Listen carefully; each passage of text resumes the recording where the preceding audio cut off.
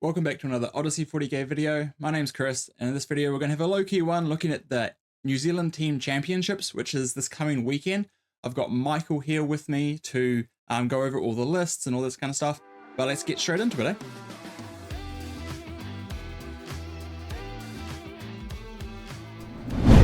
So I'm here with Michael today. He is below me. He is the tournament organizer and runner of the event for NZTC this year. He is also a WTC player for last year and this year. Welcome.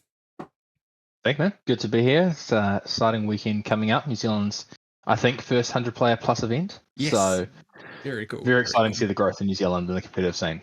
Hell yeah. Yeah, no, it's very, very exciting stuff. I definitely had to cover this event. Like 8-person teams is also like where it's at for teams. It's the most exciting way to play. And then having that over that 100-player cap is just absolutely amazing. So before we begin, do you have anything you want to plug for WTC or for NZTC itself? Main thing for us is for Team New Zealand for WTC, we've got a big raffle going on. I believe it's got about a week left. NZTC is going to be the last weekend, I believe, to buy tickets. I'll post it up. By the time this goes live, it'll be a bumped version will be on the Facebook page. Look up Team New Zealand 40k. You'll be able to find our Facebook page and all the details will be on there. Awesome. I'll put a link to the Facebook page in the description of this video as well. So check down there if you can't find it anywhere else. Awesome. Well, let's get straight into this. We're going to go over the team comps for all the different teams, and then we're going to probably pick up, like, say, one list from each group of 8 and just kind of have a talk through that and see what we think about it. But besides that, let's just crack straight into it, right? So the first team we got here is 10, 10, 10 and beers. Obviously 10 and 10 meaning it's 10, 10 is like, let's do a draw and just go get a drink. Quite a good name, to be fair. Quite strong start of a name. And we have, I think Alan is on Chaos Knights, the top name. Naughty boy for not listing your faction. And then we have Imperial Knights, Grey Knights, Adeptus Custodes, Space Marines, and I believe it's Ultramarines, Eldari, Necrons, and Astra Militarum. What do you think of this 8-pack, Michael? I think there's a lot of things in here that make sense. Double Knights, I'm a fan. If you go one, you go both. Yep. And Imperial Knights are pretty damn strong at the moment. Caveat, this is being run with old CK. The rules cutoff was last week, so the 9th-ish, 10th. So this is not new CK. This is the final last hurrah of old CK. So it makes sense to me why they have them in there. Otherwise, there's nothing too crazy in here. Custodes, Grey Knights are both there or thereabouts. They're perfectly fine factions. I don't feel bad about putting them in an 8. They're not probably factions I'll have in my top 8 if I was picking it right now. Sure. It's funny how sometimes like it can skew your views right on a team comp, and this is pretty something good to like talk about at the beginning. Is like there'll probably be like 4 or 5 players that are kind of locked into certain factions, especially when you're just playing it like a with your friends. Like some people only play one faction, so those can kind of then skew your other, like your flex spots into different things, because you have these kind of like restrictions on, like, you won't have access to all like 27 factions, right? You're only going to have access to 10 or 12. So the people that you want on certain factions, you put on them, and then you kind of have to fit around with what you have access to and like what best works for your comp from that point onwards. It's not like the WTC where you just try and pick, these are the 8 most optimal factions we believe for this meta. Like, there is definitely a bit of give and take there when it comes to like a in-country tournament. Yeah, and especially with an event this big, right? We're seeing a whole lot of people we don't often see at events sometimes, and so for a lot of them it will be play what I know, play what I have. They're not all like the WTC team where we're going. We'll find access to any faction we need. Between us, the 14 of us on the team, we're going to own everything. So exactly right. So there's a bit of a different mentality there.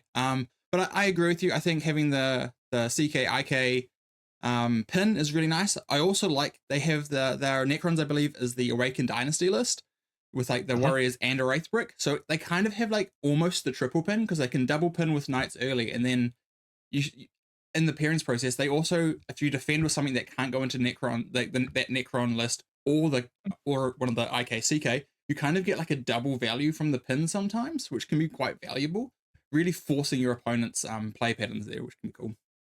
Yeah, if they lead out like a shooting list and with the intent to try to take a light table early, they've got a couple of good options there they can throw at it, because you can either throw Necrons up and go, good luck. We're not going to get blown out on even on a light table, or they throw their own guard forward or throw one of the knights forward and go, let's have a shooting match. Do you really want to risk that? So exactly. yeah, it's an interesting lineup. It's a cool one. Any specific list that you want to have a look at here? We'll probably go with the Space Marine one. I know it's a bit boring, but it is the only Ultramarine Space Marines there. Oh, okay, cool. Yeah.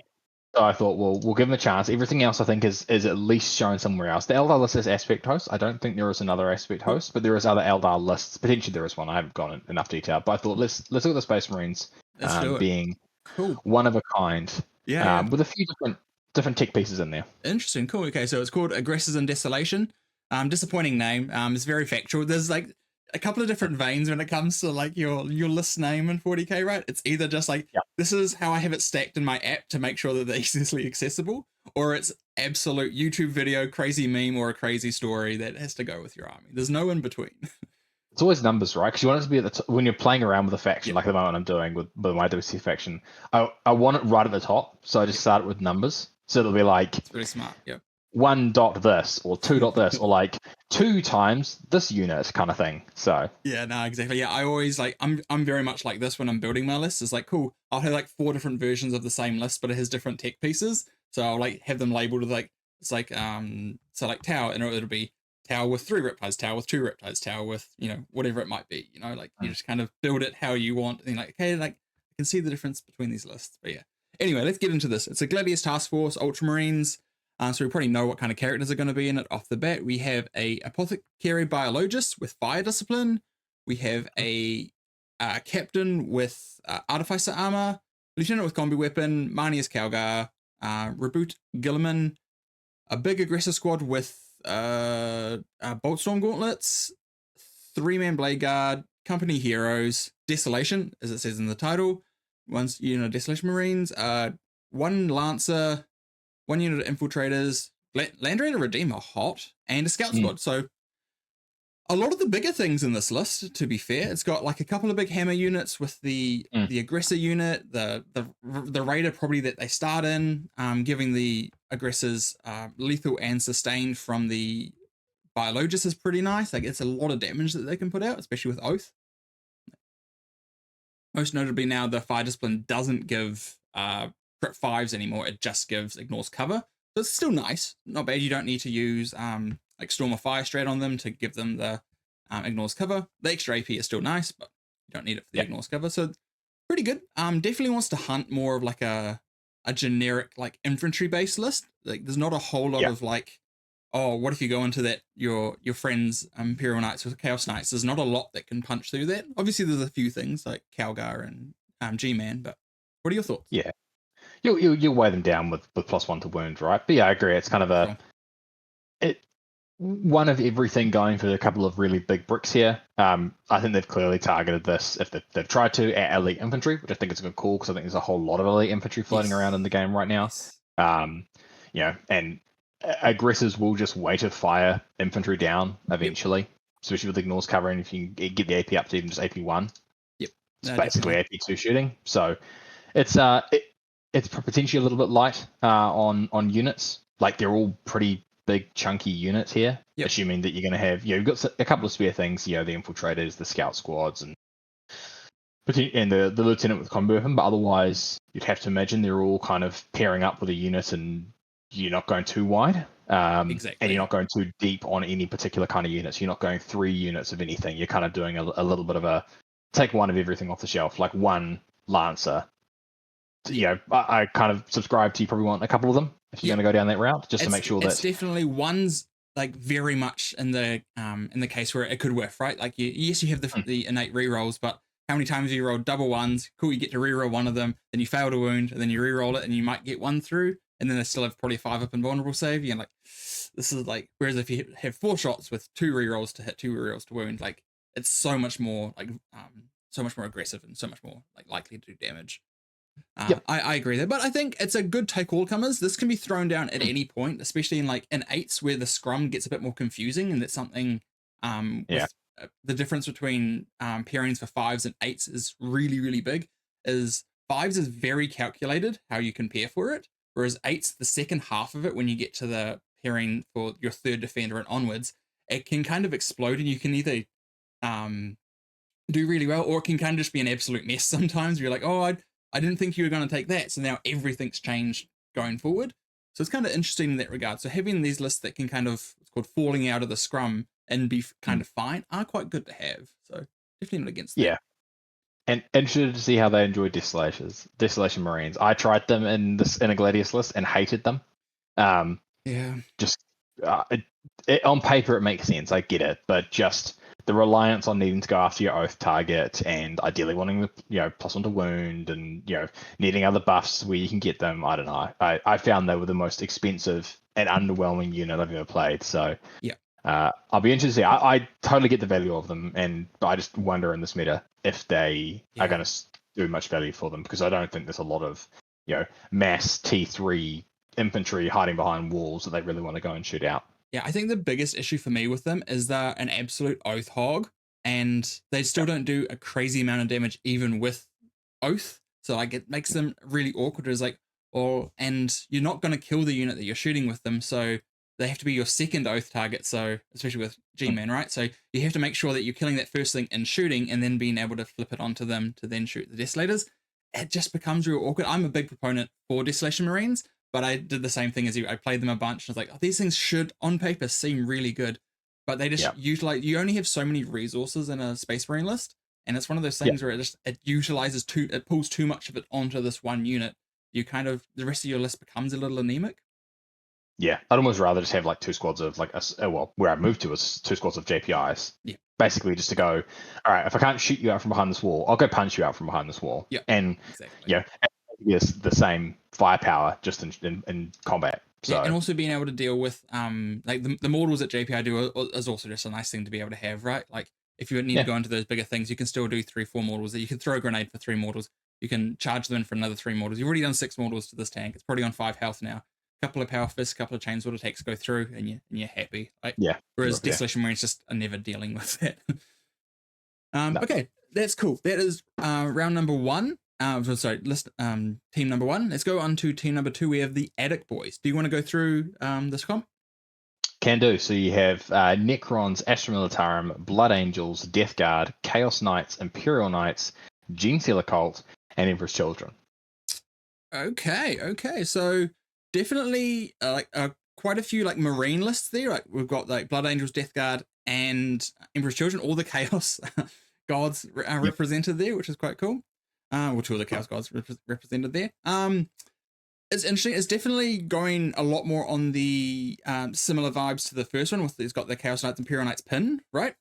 But a lot more on the aggressive Marine builds, right? So it's got like the Blood Angels, the Death Guard, which can really be really good pushes in the meta at the moment. They're both very strong in the meta. You've seen them like win a lot of events recently. Blood Angels are a bit slower on the uptick, but I do believe that they are very strong. There's also Finn Decker, who is the captain for Team New Zealand on the Blood Angels, and he is known to do quite well with them. So I think that's going to be definitely one of the try to find him a good match so he can bring home the points for the team. What about your thoughts? Yeah, no, I know these boys. I was going to be on this team until I dropped out to TO the event. So I know a little bit about what's going on here. Again, a lot of this is just play what they had and play what they know. A few guys in here that are coming back into the game. But then a few of them that were picked or they did shift around on factions to try and do things like have the double knight pin. Nice. And then a few others just playing things they want to practice at the time that tries to build towards a comp. So I agree with you. I think it's a double knight pin is always good. They don't necessarily have that next go forward, to go up against a gun line put forward early, which is something we're sort of actively looking at trying to solve. But they've got a lot of fast and hard to shift infantry based marine bodies. Across those 3 factions you described before. Necrons will do their thing. Genestealer Cult's probably the big question mark here. I haven't looked a lot into this list, or I don't have a lot of insights on what they're intending to do with this list. Sure. But you have to assume after looking at this lineup, it's probably ask it to play relatively stable games because they'll get a bit of variability out of the rest of their lineup. Sure. Yeah. So that's one of the trickier things with having like Blood Angels and Emperor's Children, right? Like if you get them into that good matchup, they can like bring home the points. But if they get into something that's a bit more hairy, it can be very fluctuating on like what they actually achieve in that game. And it's very also hard to tell early in those games. So like if you're running like a coach, like I was a coach for WTC last year, and like halfway through Finn's games, I would never knew what was happening because it wasn't like his points cascaded turns 4 and 5 to see how a game would actually finish, which makes it quite difficult to like analyze how they're actually going in a certain board state. Yep. Yeah, I agree. Yeah. So what list do you want to look into today? It's your pick this time. Oh, my pick. So, we don't know about the Gene Stealer cult, so let's dive into the Gene Stealer cult list then. All right, this is gonna be blind leading the blind because I don't know anything about Gene Stealer cult. Final day. Okay, this is cool. Okay, so this is the Tate Hobie special. Yep. Sweet. So what do we have? So final day is the one where you can take Gene Stealer cults and Tyranid units. Specific Tyranid units you can take, but you can take like gargoyles and stuff like that, and the lictors, which are all quite strong. And that detachment definitely designed as more of like a blunter list where it can kind of go into a lot of things, move blocks the crap out of you, and then just kind of like tries to keep the game stable from there. Yep. Makes sense with their lineup. I think what they're trying to do with it. Yep. So Makes sense. Cool. So we have Death Leaper, Killamorph, Patriarch with Enraptured Damnation. Then we have a unit of 5 Acolyte hybrids with auto pistols, 2 lots of 10 hybrids with auto pistols. Then we have 1, 2, 3 units of Acolytes with hand flamers, 2 units of gargoyles, 2 units of neophyte hybrids, 2 lictors, 10 pure strain gene stealers. Oh, so it's kind of more of a hammer unit there. That's kind of nice. 2 units of 2 ridge runners with heavy mining lasers, and then 1 singular ridge runner with the mortar, so the indirect, and then 2 rock grinders, which are the bit more tankier vehicles as well. So quite heavy on the vehicles in this. This one is like what 5, 7 vehicles, which is pretty decent. I think it's definitely like, as you're saying, what the team needed was that kind of blunter, and I think this is kind of just exactly that. It's got the durable vehicles to like put onto points, deal with stuff. It's got the anti-tank, so if they go into a stat check, they can still deal with it with the 43 laskin shots that they pump out, which is like not bad. Yep, not highly variable, but pretty decent. Yep. Yeah. What are your thoughts? Yeah, look, it's similar to what Tate ran for us at NCTC. Yep. It is a very passive list. It's got some of those elements like the Gene Stealers that you can push out and pin people in with and do some damage with, and otherwise it's just going to be using rock grinders to slingshot models forward and just use its just mass OC and bodies to just bog you down. It's not going to kill you throughout the game, but it's going it's going to kill some stuff, but it's going to wear you down. It's going to just score points. It's going to keep things close. It's got a bunch of blown up characters as well. 4 of them. So which is very annoying to deal with, right? Play. Force you to come out and deal with them, or just let them do their thing, and then if you let them do their thing, they're scoring points. So exactly, it's one of those things. You're damned if you do, damned if you don't, right? Like they have the damage that you kind of have to respect them enough, which is great for a blunter. It's like, cool, if you come at me, like if you can't just disregard my damage because I can kill you, but if you sit back, then I'm doing exactly what my role is to do. So it's kind of like you're damned if you do, damned if you don't. Exactly. Yep. The only thing here is if it does face, I've played similar lists like this before. If it faces something that can stand up to the damage output of it.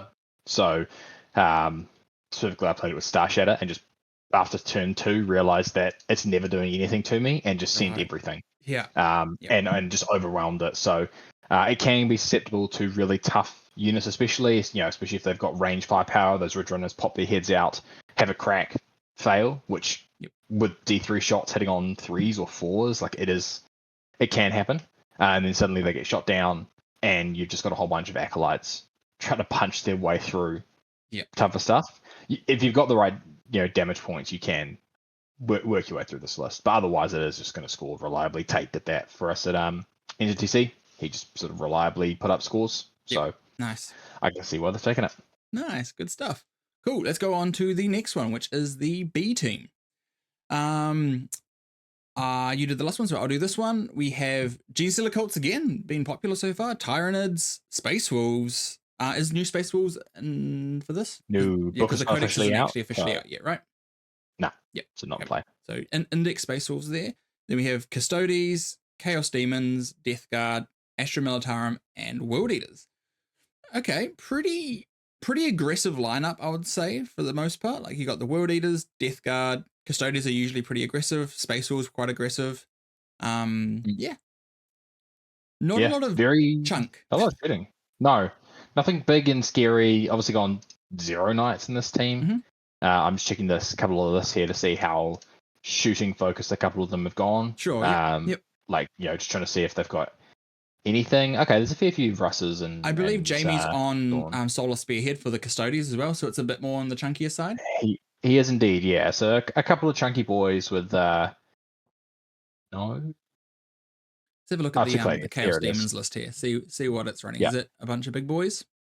Legion of Excess. Oh, okay. I'm glad I picked this one because it's definitely something that's not popular in the meta right now.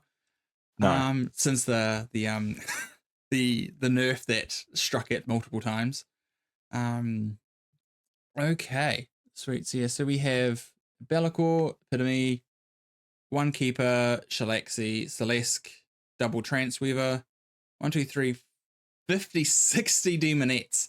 And that's the list. So 60 Demonettes and a bunch of big boys. Bellicor, 2 Keepers, and some other characters. That's a crazy list. It sounds like the list we're looking at. It's certainly a pick. Yeah, it's not like Bellicor does help keep you alive in the early game, and he does just slap no matter what detachment he is in. Bellicor does hit pretty darn hard. Like yeah. So like I think it's yeah. I've never loved I played Legion of Excess a little bit because for a while we thought I might be something I'd be playing, but I never loved Demonettes. Like they were kind of a means to an end, but I never thought they were worth building. Like I put 2 or 3 units in, and that was mostly to do the damage pass off strat, right? Which now that has been nuked out of existence. Yeah. It still exists, but it's obviously not nearly as powerful as it first was. I don't know. I mean, maybe their readers, look, people are going to be ticking to deal with elite infantry. People aren't going to be ticking to deal with T3 bodies with a 5 up and vulnerable save. Yep. Let's just throw a bunch of them on the board. Yeah, and like with the 18-inch loan op, they have to get close. Demonettes do have a 9-inch base move, so like you're like, if they are getting close to shoot something, you're going to be able to hit them back with something. And like a bunch of like little dev wounds attacks, they can probably try and keep games close, is what I'm guessing. And then you have the few heavy hitters. You know, Shalaxi is probably going to get rapid ingress, and you have Bellicor and a Keeper of Secrets to start on the field. I don't know. I can see it catching a couple of people off guard that will disrespect it. But I do think there's also some lists that like this is like the Desolation Marines like dream, right? Like if anything that's outside of the 18-inch loan up from Bellicor just gets picked up instantly. So like this is where those kind of tech pieces in the Ultramarines list can actually kind of shine in different matchups, right? Yeah, exactly. And an interesting list. Like I can't help but feel that other demon detachments would probably be better suited for what this is wanting to do. Sure, yeah. Yeah, like I think I'd rather take Nurgle because it can do what you're trying to do here. It can create 18-inch lone ops with stealth on Guos. Plague Bearers, I think, are just better than Demonettes. Slower, unless you pay the strat, and then somehow they're faster. Exactly.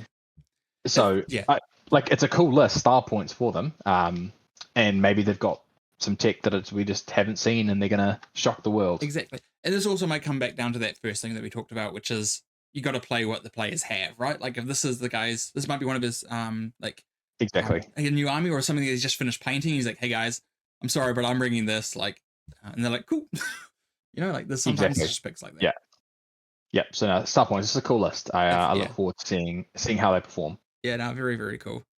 But yeah, I think it's a very like flat, like kind of Matrix style, like team comp where it's like nothing's trying to go for a big win. You're just trying to get like the upside of a couple of draws, like get a couple of 12s, stop a couple of big wins, and kind of like edge a game out that way instead of kind of going for a few big wins, a few big losses kind of thing. Like, yeah, there's certainly factions or lists in here that could put a score up, but I agree with you. I think they're probably playing for more of a stable across the board. That doesn't scream to me they've got a really. I mean, they probably do have a pairing strategy.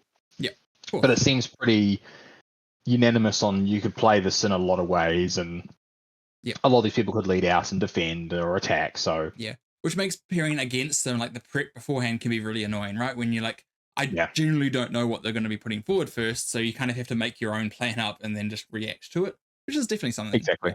And I think for a lot of people for this event, this is the first time I would say over half the field here has been exposed to eight player teams. Yes, of course. Unless they played it on TTS or played some sort of online scrim. Exactly. The majority of people here, if you haven't gone to WTC or ANZTC, you just haven't played 8-player teams. So for a lot of people, I think it will just be learning the way to pair it is going to be quite an experience. Most will have played 5s because that's what we run in New Zealand, but it'll be for a lot of people. I think especially as you see that last falling out of the scrum and those last couple, they all kind of come into place way quicker than you expect. So exactly. Like the first half of pairings is still really easy. Like you get a couple of board picks, like you kind of get a couple of wins early, but both sides get a couple of wins early, right? And then it's how you play that second half of the pairings that can like win or lose you the game like on the spot, like win or lose you the round on the spot. Yep. Half your factions appeared in the third round of pairings, basically. Which I think is what that took me a while to realize was like, oh wow, this is the final round and there are so many implications of the choices in here. So it's like one of those like fractals where it's like if I do this, then all these different things happen, but if I do this, then this is what can happen. It's like which is partially why we push this event to 4 rounds, just because we want to make sure that there's enough time in the round for people to work through the complexities of pairing 8s. That's awesome. And we don't want to, as much as we wanted to go to 5 rounds, the reality is it would mean that we'd be starting at like 7, finishing at 8, 9 p.m. at night. And would rather, for this first one, people get their feet on the ground, see what 8s is like, and then if it's a really popular format, which it seems like it is, we'll look at sort of shortening that time down going forward. But having played WTC and then ANZTC this year, I've been spoiled by the 4.5 hour round. So I think also like because teams is a bit more of like a social thing than singles, I find as well. Like having like 2 rounds and having a bit more time like in between rounds or just within the round is actually quite fun as well because you get to like do a bit more banter than you would usually do when it's like 15 minutes between rounds, 3-hour rounds. Like you're always like going on to the next thing, whereas like having that little bit extra time, you can have that banter when you get up to the pairings table. You don't have to just be like, cool, boom, boom, boom, boom, boom, everything that goes down.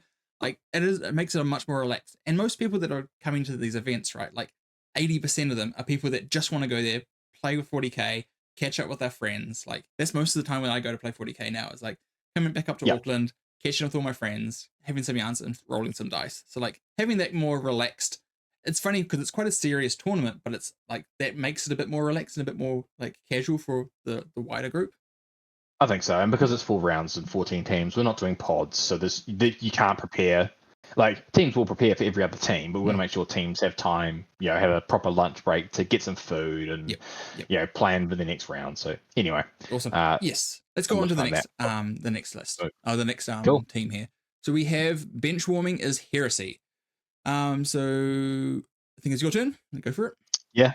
So we've got Adeptus Sororitas Chaos Space Marines, which I believe is creations of it's either Renegade Raiders or Creations of Bile. I can tell you now, it is Bile. Dark Angels, which I believe is Stormlance. It's the new Wrath detachment. Oh, it is? Yeah. So it's quite spicy there, yeah. I played in teams only a couple of weeks ago, so he's obviously changed it up. Imperial Knights, World Eaters, Custodes, Death Guard, and Chaos Knights. So again, the CK only coming out when accompanied by their friendly IK. When you are brothers, you cannot do anything else. You have one, you bring your brother along. It's just like when you're growing up. It's like take your brother along. It's like, exactly. Cool. This team is like, let's pick every elite infantry army in the game, put them alongside knights, and hit go.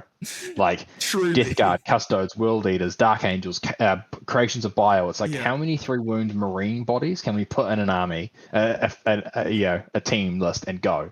The only one breaking that mold is Sororitas, of course. Yes.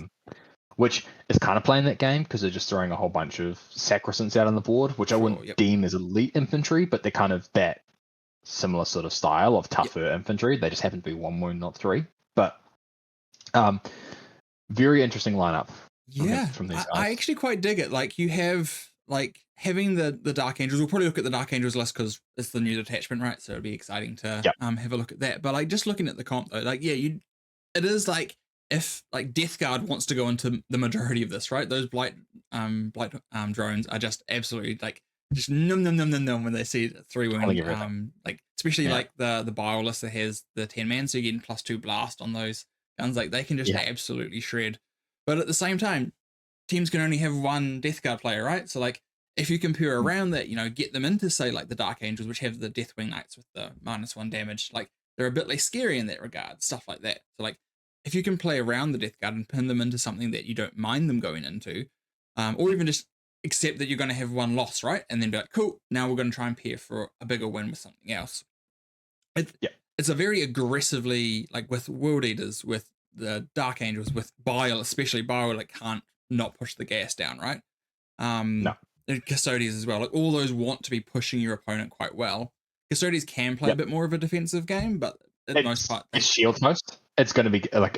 Okay, sure. It's not a. So yeah, so it's going for. So yeah, so this is all about getting a few big wins and then accepting that you're going to get a few big losses and playing that kind of mentality. Which is like this is really cool because this is the other way of playing like teams, right? Like you either go cool, like let's go passive, let's try and get a couple of big wins and neuter our losses. Whereas this one's like, nah, like we're pairing aggressively as we can, trying to get some huge wins, and then sorry mate, you're getting absolutely thrown under the bus. Try and bring back 2 or 3 points, and then just kind of go with that.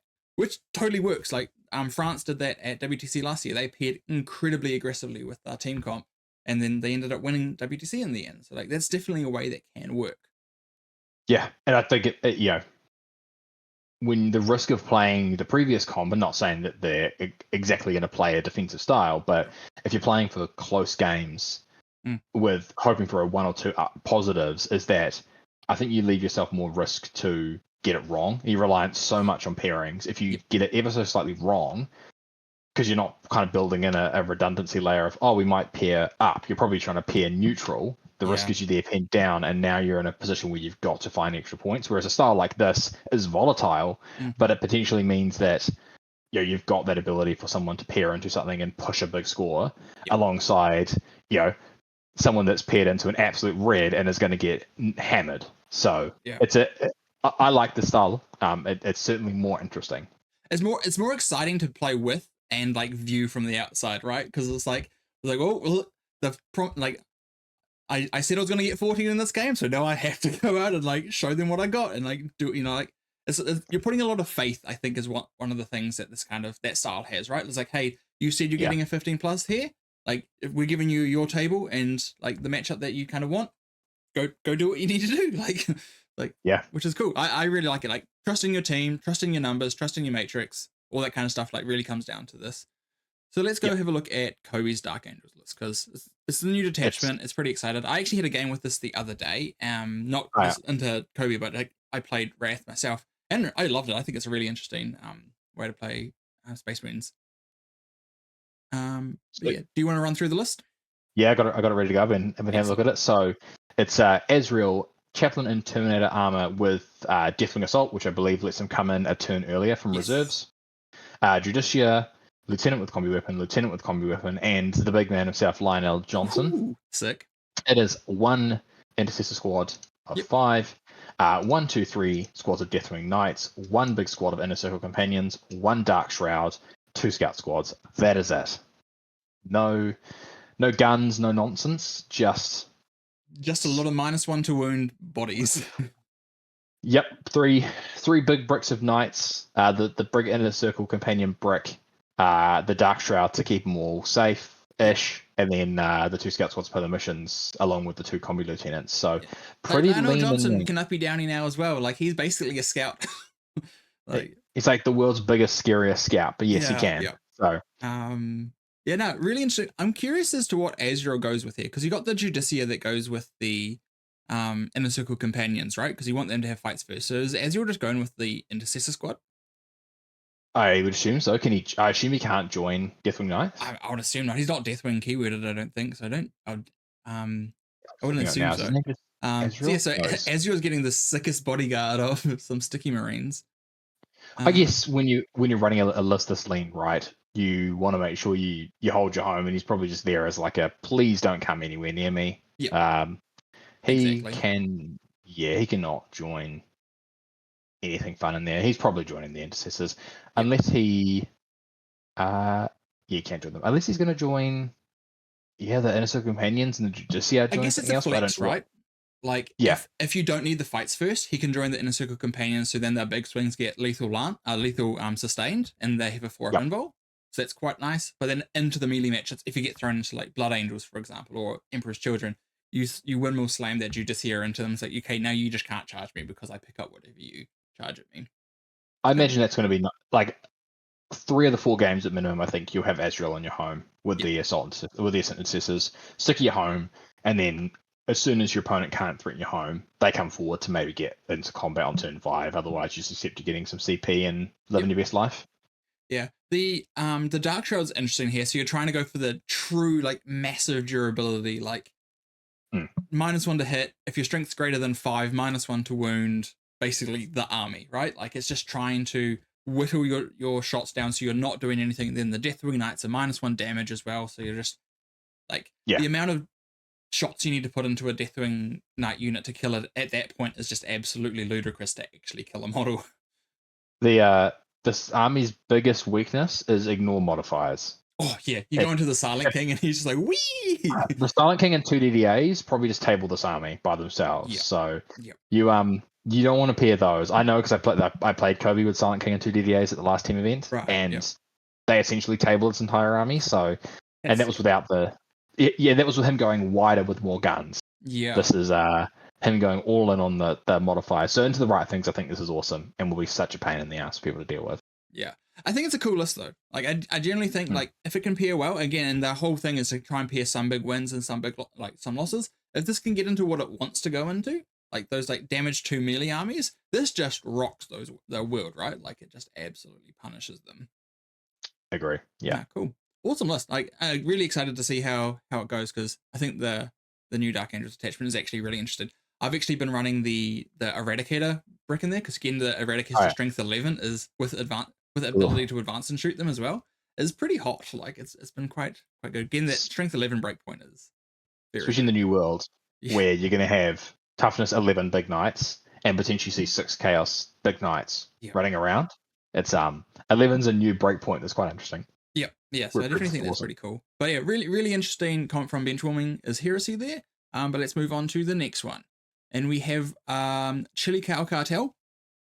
This is the team that I played on at Warp Wars, and we did quite well. But sadly I can't go this time. I'm actually going to Queenstown this weekend, so I won't be able to make it. But I'll be wiping away my tears while snowboarding, so I'll be happy enough. Fair But enough. definitely the FOMO is real at this point. I'm talking with the team members and stuff like that. But we have Chaos Demons, which is Plague Legion. We have Blood Angels, Adeptus Custodes, Chaos Space Marines, Death Guard, Leagues of Votan, Necrons, and Thousand Suns. Pretty defensive lineup for the most part, I would say. Like you have a couple of heavy hitters and then you have a couple of defensive, so it's kind of like it's a mix between the last two, right? Like it's not as volatile as Benchwarming as Heresy, but it is not as defensive as what we kind of assumed that the B team is kind of running there. Would you agree with that? Yeah, I agree. And it's more defensive custodes. It's talents. Not that Yes. any custodes particularly defensive, but definitely more of a toolbox. Yeah, I'm not going to push in and just table you style. Exactly. And then with Plague Legion, Necrons, which I'm pretty confident is Awakened Dynasty. No, it's not. It's Star Shatter. It's But Star Shatter, yeah. even still, like, it can play a relatively slow game if it needs to. Yeah, I think this is a lineup that's got a little bit more options in terms of putting up a score than the one a couple of rounds ago. And it's playing on the strengths of they know they've got some really strong players. They're going to line them up to succeed, and then use the rest of their lineup to hold the fort. I think that's exactly right. You have the Charlie on Blood Angels, Jonty on Death Guard, and Josh on Leagues of Votan to kind of like push those big numbers. Tate is kind of a bit more of a flex on Thousand Suns, I would say. Thousand Suns need a good matchup to be able to push a differential. If they get into something middling, they can fall apart really quickly, and a bad matchup's just absolutely garbage for them. So I think Tate's a bit more of a flex there on the T-Suns, but they have the 3 kind of big heavy hitters. If they can find good matchups for those, and then everything else can kind of just play a defensive game, they're probably going to win the round with those 3 big scores that they can get. Which is kind of how you can see it. You can either try and go for like, 3 big wins and then really blunt, or you could go for like a lots of small wins and try and like hold your losses.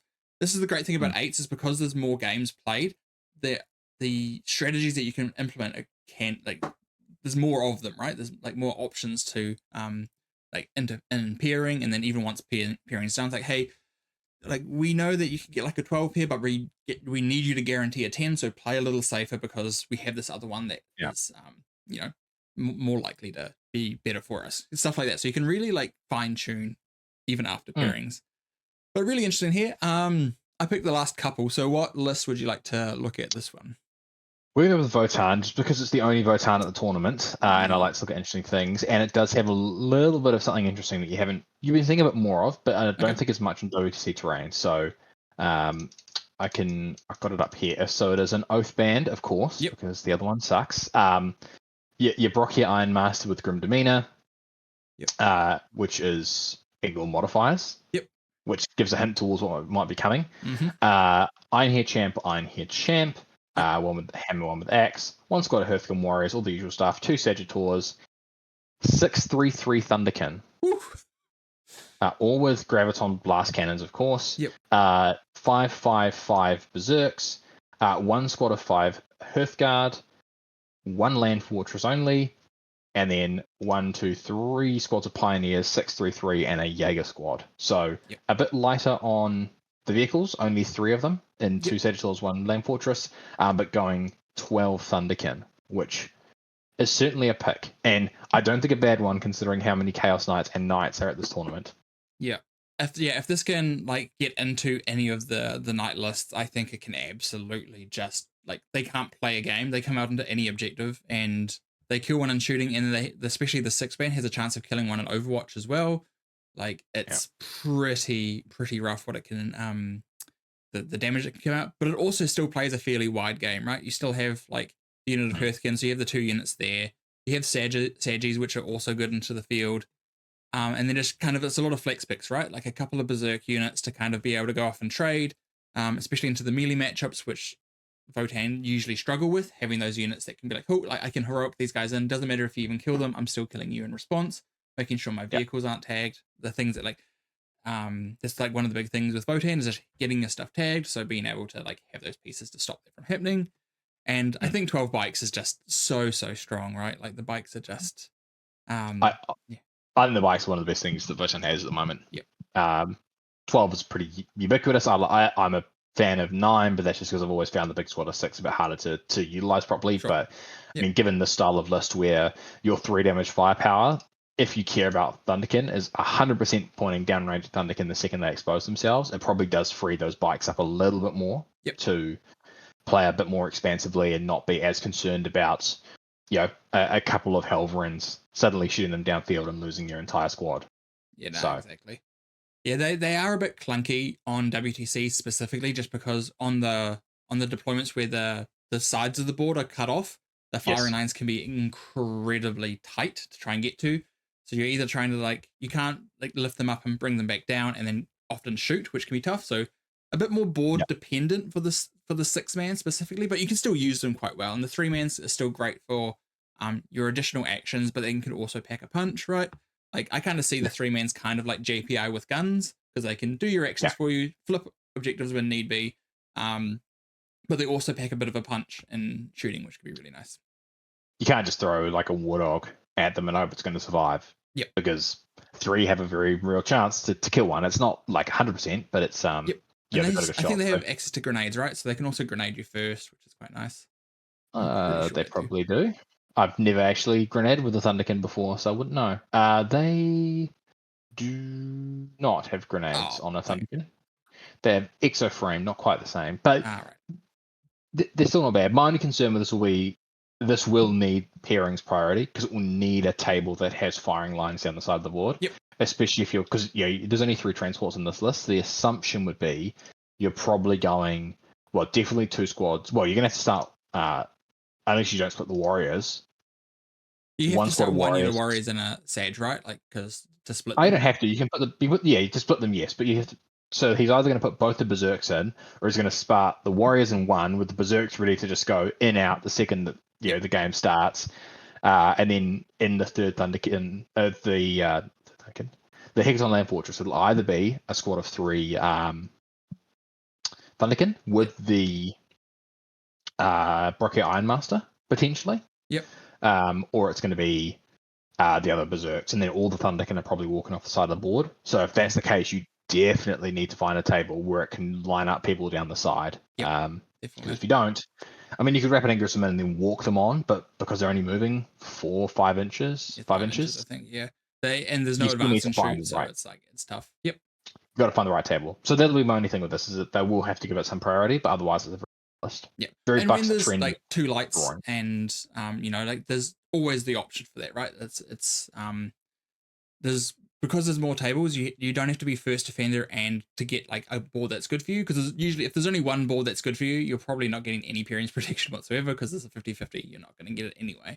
Whereas like when there's 2 boards, it really doesn't matter if you come down first or second often. Is one of the things that can be quite good for you. So yeah, but really cool list. I think it's in the middle with a bunch of these vehicles in it now. Even the Death Guard are running like a bunch of the drones. Those guys just absolutely chew through drones and stuff like that, right? Like, so I think it's a pretty interesting tech there for like the Death Guard, and then obviously all the Imperial and Chaos Knights that are in the meta at the moment. But yeah, really cool team. Yeah, definitely quite strong there. Let's go on to the next. We have Good Luck, Have Fun. I'm assuming that's what GLHF stands for. It is, yes. Cool. And we have. Do you want to run through these ones? Can do. Eldari, Imperial Knights, Blood Angels, Sororitas. I got this wrong. There is another Votan player. They're in this team. Necrons, World Eaters, Death Guard. So this is the first time we've seen IK without their friend CK. Yep. But otherwise, you've got an interesting lineup here where you've got the sort of standard about 2 to 3 elite infantry lists. So Blood Angels, World Eaters, Death Guard. Yep. But then you've got both Eldar and Sisters. And Necrons, which kind of plays in my mind in that similar style of like toughish 1 wound infantry. Yep. Depending on the Necron build, which is an Awakened Dynasty build. So it is kind of playing that. Yep. It's a slightly different build, but it is playing that sort of warriors list. So. Yep. Okay. Yeah, very cool. Yeah, I'm curious to see how they're going to pair this, because I'm just trying to think how, like, probably if it's the Votans anywhere near similar to a standard Votan list, it definitely needs some amount of Pyrian's protection. But at the same time, like, you kind of want, when you only have Imperial Knight, just the one, you kind of need to, like, it needs some kind of protection as well, because it can get, now you only have the one, it can get hunted itself quite aggressively. Yeah. So like, yeah, like I feel like the World Eaters, Death Guard, and Necrons can kind of go into anything. Same with the Blood Angels, but like the Eldari also have some pretty bad matchups now. So is like, what are you trying to protect here? And I feel like it's probably the Eldari and the Votan that actually get kind of a bit more princessed here, and everything else kind of just like tries to find a good matchup. They do have some like, like strong lists, like World Eaters and Blood Angels as a aggressive melee pin, still really, really good. They still have some really good tech in here to really be able to punish stuff. And like even the Death Guard Votan pin can be quite good, because they both can be quite aggressive shooting with some melee backup. So if that's, they have a couple of things that they could be hunting with that. But yeah, it's an interesting one. Yeah, they've got a couple of options. Like they've got the, if your opponent leads out something relatively heavy in shooting, they can go Sisters and Necrons as a blunting option for them. But yeah, I do kind of look at this and go, where would I naturally start in terms of who would I lead out in this comp? And I actually wonder if this style is less of we have a really strong plan in terms of here's how we lead it out. Because anyone I could sort of think of is maybe you lead World Eaters or Blood Angels and you go for an early melee like attack. But I think the way they might look at pairing this, and I potentially do it, is more of we've got a lot of all-rounded factions. Who's the worst in any particular round? Sorry, you're going forward and you're drawing out some rubbish for us. Which I don't love that style, because it just gives your opponents an easy out to throw their worst faction in their lineup into you.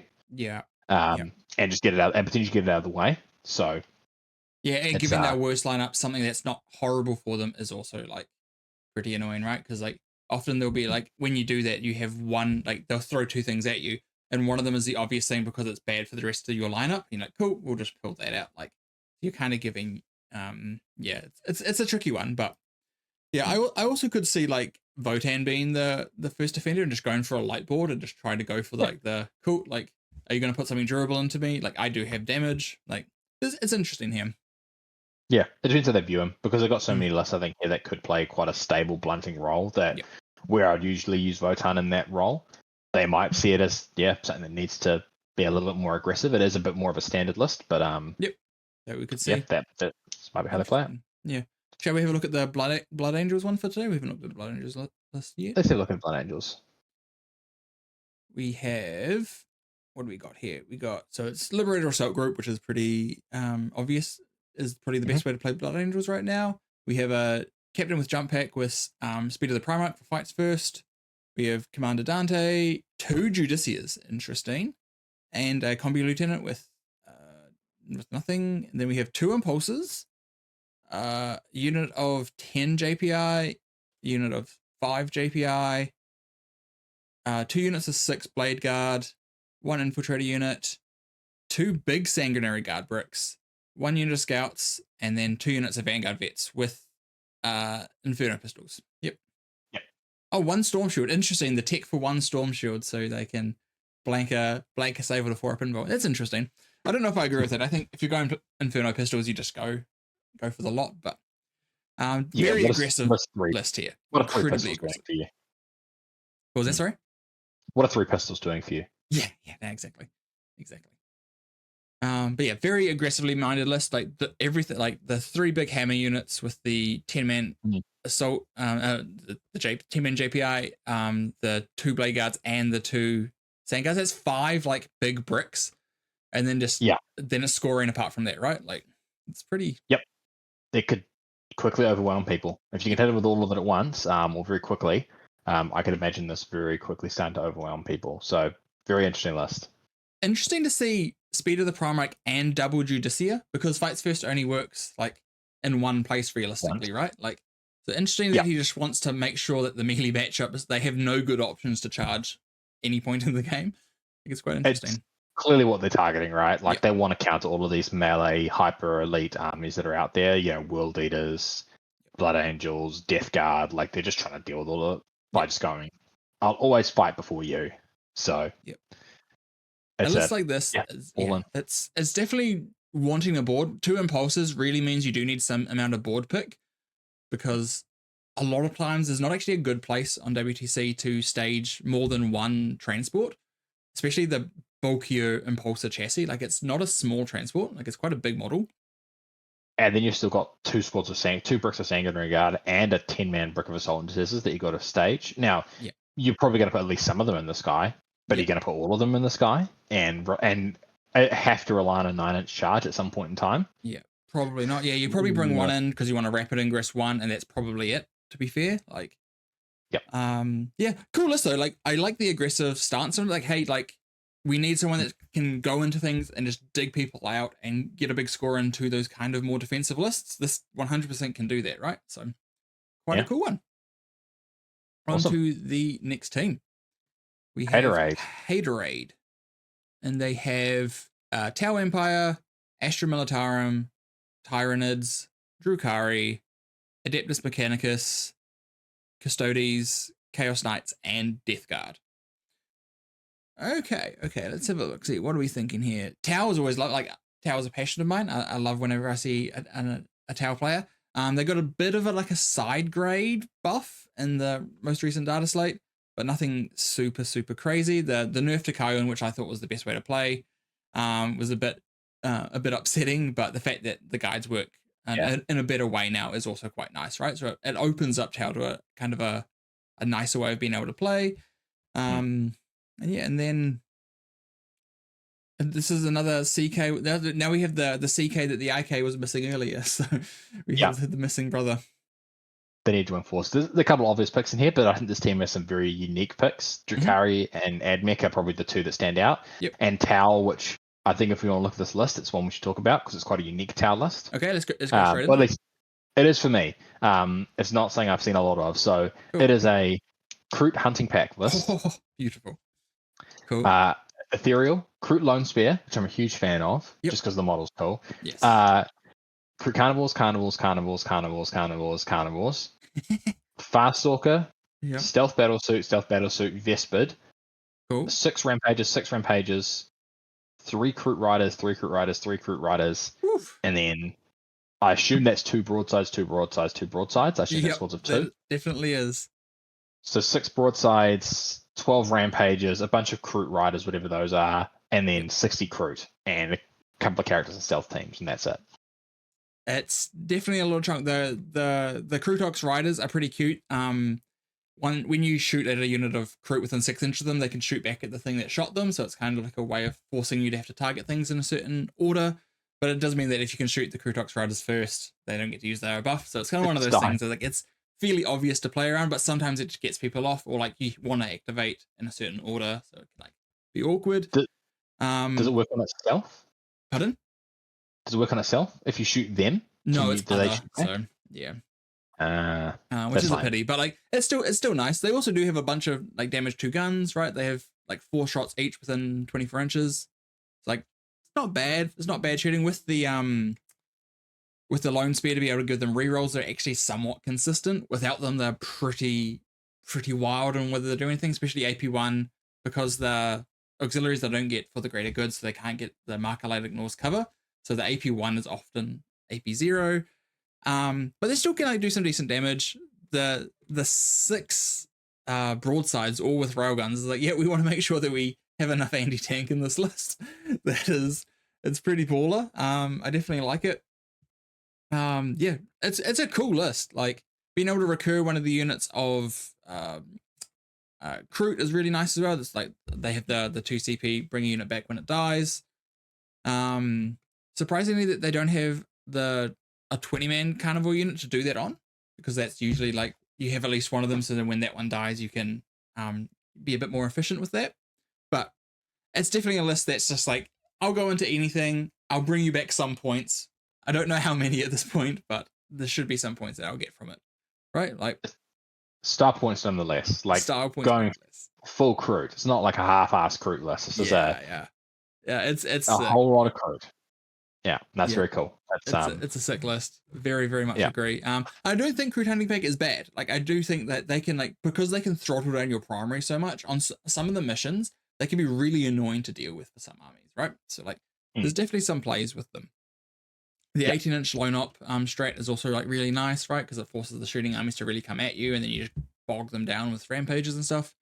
It's a cool list, but we're interested to see how they pair that as well. Like if they're using it as just like that straight up defender role, or if they do think it has some good matchups and like trying to steer it into those. Be quite interesting. It certainly looked cool. They missed an opportunity. It could have been called Planet of the Apes, because there's just gonna be so many gorillas on that board. Like the amount of gorillas, yeah. That would be beautiful. Yeah, we haven't had any like banger names yet, so we need to get New Zealand more on that train of like getting the banger names for your lists. Come on, guys, come on. I know. Get the YouTube videos in there. Yeah, exactly. The YouTube ones that I can't put on stream.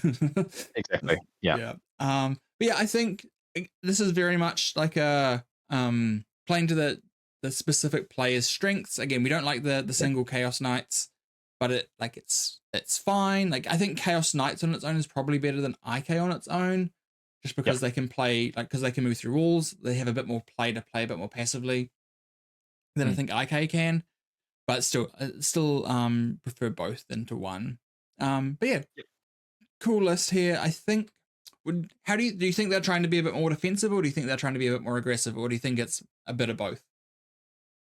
I think it's a bit of both, and I very strongly think this is a people playing to the factions they know, and they're going to figure it out on the day. But if I look across this lineup, there's a lot of stuff that I'd go as quite defensive here. I think they're going to rely heavily on the likes of their Custodes and Death Guard and Guard to try and put up some scores. Because otherwise there's a lot of stable, if not slightly underpowered, not necessarily fully underpowered, but not things you would typically see in your starting 8. Sure. Yep. No, very fair. Sweet. We're on to Matariki Marauders now. Do you want to go through the lists? Yeah. So we have Chaos Knights, Chaos Space Marines, Genestealer Cult, Death Guard, Necrons, Blood Angels, Imperial Knights, and Eldari. So we see the brothers back together again with the Chaos Knights. Made up. Okay. they've teamed up again, and then your usual suspects: Death Guard are back, Blood Angels are back, Chaos Space Marines. We've seen a few people taking them. This is indeed a This is Packbound Packbound, I Zealots think. list. Yeah, so this is a bit more of the aggressive shooty style, I think. Yeah. Yep, and then Necrons, a sort of mixed arms Necron style, and Eldar, which I believe. Let's have a look what he's playing. He is playing Seer Council. Ooh, I think that's a higher damage output, I think, because it has some like cheeky strats and stuff, so we can pump out the damage there. And Necron's been very, very popular so far. Like quite a few lists, teams have had them. I think they're such a good blunter. They're kind of like what I would refer to as like a blunter with upside. If they get into a good matchup, they can really blow it out. But there's not a lot of lists that can actually blow them out. So they're kind of like a great blunter, but they do have some good wins. And I think if you know what you're doing with warrior bricks, yeah, there are a lot of things in the game that will annihilate them. Yep. But there are some things that just smash their face into a wall, even looking at them. Yep. So if you play them well, I think they're an absolute pain to deal with. But there's more Necrons to come. There's one list in here I really want to talk about, which is their Imperial Knights list. Ooh, okay. Well, let's go into the Imperial Knights then. Oh, is this the one where it's just like 4 bigs? Yes. Yes. The list when it was submitted was legitimately 5 lines of text. I had to actually go back to them and go, I love the formatting and the simplicity, but you do need to list your warlord and you do need to list your detachment, because while we all assume it's Noble Lance, there is if you make me decide, I'm going to pick the other one. So yeah, very funny. They didn't answer it, but to allude to this, it is an Imperial Knight's Noble Lance with an Atropos that's the warlord, another Atropos, a Lancer, and a Porphyrion. Absolutely astounding. The Porphyrion is like the toughness like 13 or 14, like big boy, right? Yeah. Shoots like 6 damage, like 2d6 flat 6 damage shots. It's awesome. Like it'll annihilate other knights if it can hit them. How this army is going to play the secondary game, like it's really just got to hope that the secondary has anything to. I know they can shoot and still action, but like Lance wants to be in combat, Atropos want to be in combat, so they don't want to be standing there and just shooting. Yeah. So interesting. Porphyrion just better doing establish in the center, fixed, just shooting in and then just doing that. Like I mean Pascal's been away from the game a little bit. This is his style of thing. I'm sure this is a bit of a comfort pick of just let's do something fun. I don't think it's as hyper serious as it could have been, unless they're going to turn up and show us that the Porphyrion's actually the next best thing. But I think realistically this list will struggle as soon as an action secondary. Sure, yeah. Anything that's action based, that from turn 2 onwards, because like stuff's going to be tagged, stuff's going to be in combat, because you still can't action in combat. Like you just got to kill 2 of the knights and the game's done. Yeah, like I think you kill 1 knight and they're basically running out of assets. When killing one thing is 25% of your army, no matter what the one thing is, it is definitely tough. Yeah. But at the same time, though, like it can go into certain matchups, and it probably still can like blow them out. If this goes into like one of the IKCK, it could actually like the Porphyrion could split fire its 2 guns, pick up 2 knights. Each Atropos is probably good for like a knight on the go turn, and then the Lancer in combat kills another. If you're killing half their army on your go turn, there is definitely something there. But the 5 brigands shooting back at you is probably also enough to kill 2 of the big guys as well. So it gets scary pretty quickly. So very cool. So great shout to pick that one out. It's not very often that we see 4 models as someone's army. So very, very cool to see that. Exactly. And it'd be awesome to see the Porphyrion on the table as well. That'd be very, very exciting. Yeah. Cool. Cool team here. Like it's very similar to a lot of the other stuff. It's got like a couple of aggressive pushes. It's got like the defense, the usual defenders that we see. It's got the pin.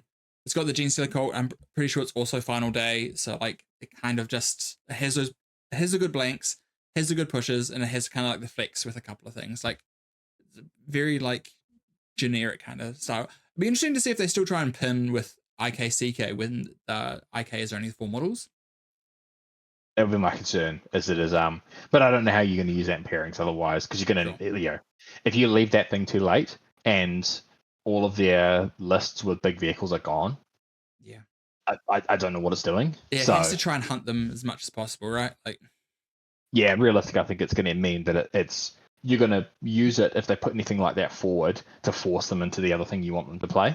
Yep. because they're probably gonna look at it and go, "Oh, we could take the risk here, but if we get this wrong and he goes first and they just annihilate 3 knights, well, Yeah. that's for a game over." No, totally agreed. Totally agreed. Cool. On to the next one. We have Palmy Unsealed, and we have Blood Angels, Drukhari, Death Guard, Tyranids. Paul is on Tau, I believe. Astra, Emperor's Children, and Chaos Knights. Okay, so we have another brotherless combo here. We have CK but no IK, right? Yep. Mm-hmm. Yep. Upsetting. you never split the brothers, but I think a pretty interesting lineup. Drukhari is cool to see. Maybe we'll have a look at their list since it is a bit on the more unique side. Yep. But yeah, but like Tyranids, again another Tau. It's again I feel like this is a lot more of a comp that's designed to play a little bit more, just get a couple of good matchups and then kind of just see how pairings goes. It's not trying to get like, it's not really volatile like the Benchwarming's Heresy. It's a lot more just trying to be stable. Hey, let's get a couple of big wins, like get like a couple of wins, not necessarily big wins, but then try and throttle those losses as well. Let's bring up the Drukhari list because I'm excited to see what it is. Okay, so it's Sky Splinter. Yep. Cool. And we'll, since this one at least has like something here, this is your captain speaking. I'm sorry to say it's going to be a bumpy ride. At least they like this is good. This is the minimal we expect nowadays. Yep. This is good. So we have for characters, they have an Archon with Nightmare Shroud, one Beastmaster, one Beast Pack, Lilith Hesperex, Urian Rakarth, one unit of Warriors, one unit of Rax, one unit of Witches, a Raider and 2 Venoms, so the 2 Venoms will be there to split the Witches and the Cabalites, I would presume. 1 quarter of the Archon for the Archon, 2 Kronos, 2 Mandrakes, 1 Ravager. Ravager's going down 15 points, was pretty big as well, going to 100 points. It's actually very, quite a good value for that. 2 units of Scourges, 1 with Lancers, 1 with Haywire, and then the double bomber, the old Finn Decker special. We're going to kill all the Marines on the board that don't have an invulnerable save. Yes. Actually quite good into the meta right now. Like you're looking at the rest of the list we've seen, there's been a lot of 2 Marine bodies, right? And this just wounds them on 2s. And yeah, you are at your invulnerable save if you have one. Not a bad pick, to be fair, into it. So pretty interesting to see. Yeah, no, I kind of like it. It's I don't know a huge amount about Drukhari, played them a bunch previously, but it's got a whole bunch of units. Does it have any? It doesn't have any Incubi, does it? No Incubi. No, it's got the Quarter of the Archon for the Archon. It's in the list, I think. Which in this detachment, because they get Lance when they jump out of the transport, still hit reasonably hard and also have some decent shooting as well, which is kind of like a nice like dual purpose unit there. Yeah, but it has like the mission plan pieces. It can play into most, but if it gets one of its good matchups, it can like really like this into Blood Angels, just like cool. The 2 planes drop down, kill all the Van Vets in the list, and like it's just rough. Like you're playing basically with your Sand Grenade at that point because they at least have the 4-up invul, so they're a bit tougher to kill. But just killing everything else is probably the way you play and win that game. But yeah, cool. I actually like the idea of being able to hunt those lists. Having a couple of lists like this one that can really hunt those Marine matchups is really, really good in the meta right now with like Blood Angels, Thousand Suns, and like Death Guard, all like being super prevalent right now. Really cool one. Yeah, so that's Palmy Unsealed. I think they have a pretty cool team comp there. It's definitely, again, be really interested to see how they pair it because I'm not really sure, like, what would that be their first put up here? Maybe the Blood Angels to get like a good table for them. Emperor's Children also can like a good table early. Or even I generally like hold them a bit. So yeah, I'm not sure what they're going to put up here. Like maybe Blood Angels, or they might just they could go guard early and try to take a light table. They have a couple of Dawns and stuff. Sweet. Let's go on to the next. We have Plastic People Game. Do you want to run through the lists? Can do. We've got Emperor's Children, Orcs for the first time. Ooh. Chaos Demons, Leagues of Votann. I like there's more Votann. I don't know why I thought it was a Jeez, this guy didn't know anything about his dwarf. Jeez. I was cutting out the tokens for doing pairings or helping Pato do them the other day, and I swear I only saw one, but I must be making that up. Eldari World Eaters, Tyranids, and Death Guard round their line out. Very cool. Okay, so definitely got you've got the two kind of chaos armies that are like prevalent at the moment with Emperor's Children and Death Guard, and World Eaters here. So you got 3 of the 4. No Thousand Suns here, and those are all the Marines that they have. So there are no good Marines in this, which is pretty interesting. So no BA, no Ultramarines, no Dark Angels. Frankie's come through for us. He's taken 2 squads of Flamers in his Demons list, so he's got the Zench representation there. Ah, right. Beautiful. Sweet. So they are perfectly balanced as all Chaos comps should be. Yep. Excellent. Cool. Okay. Pretty, I think, quite aggressive based lineup here. Like Emperor's Children, Orcs play pretty aggressively. The World Eaters and Death Guard both play quite aggressively. Tyranids, depending on what the Tyranid list is, can be quite aggressively based as well if it's Vanguard. Seeing John McLaughlin on World Eaters instead of Vanguard, I definitely had to read that twice to make sure that I didn't just mess up where the lines were for the factions. But John on World Eaters is interesting. Notably, Alex Taus isn't on the team this year. I think he's in Canada. He is at the moment, yes. Yeah, so sadly he wasn't able to make the team for them this year. But it looks like they've got they've really flexed out their options. Got a really interesting team comp here. What do you reckon we should look at for? Surely it's Orcs. I'm Sure, pretty sure this is the only Orcs. I'm going to say that now. That's because we're almost the entire way through. No, it's sweet. Let's have a look at the Orcs.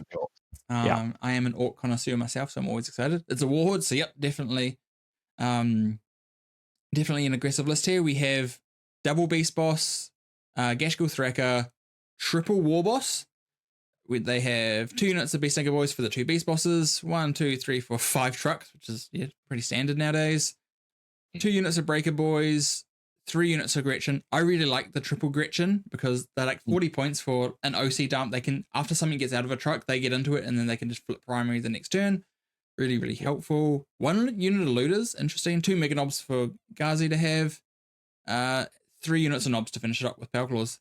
So yep, it's MSU Orcs with everything being led by something. It's very, very kind of stereotypical what you see nowadays.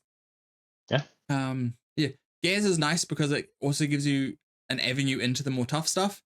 Orcs have this very big like toughness 10 plus problem. So being able to give Gaz on the go turn, give it lethals, and then in Warhorde you can get crit 5, so you can just kind of lethal some things down and then crit 5s to really kill something. So you can really hit things quite hard when you need to. And Gaz himself being strength 14 also helps. So he kind of gives like a couple of options to deal with big things, which is kind of one of the issues Orcs has. But yeah, really cool list. What are your thoughts? Yeah, I like the list. It's fast, it's hard hitting. Yep. It hasn't gone like too hard on having too much stuff. Like I like the balance of you can have a lot of stuff here to play the game with, play the missions with. It's cool. Storm Boys is curious. Like I usually like 1 unit of Storm Boys to be able to go do those like first turn secondaries when you need them. Because often like you can have dead draws turn 1 because like, well, like I don't want to put like a truck on the center, but I need to put something on there, like a secure or something like that. So like being able to sacrifice the 60-point unit is nice for that. But yeah, I guess with challenger cards nowadays, like you don't want to actually score high too early anyway because. No, you wanna go second. You wanna skirt around like 6 under and then go hard from turn 3. Yeah, challenger cards, in my opinion, are a huge mistake. They don't do anything near what they're supposed to do in games. So often, like, I've been either completely winning a game and also drawing challenger cards, or I've been absolutely losing it and my opponent's been drawing them, and I'm like, what is this? Like, this is not how you're supposed to work. You were the chosen one. I know. Yeah, I again exactly like that. I won 18-2 and I scored more off challenger cards than my opponent did. Yeah, it's just because they don't take into account like board state whatsoever, right? So it's just an issue that they have. Yeah, but that is what it is.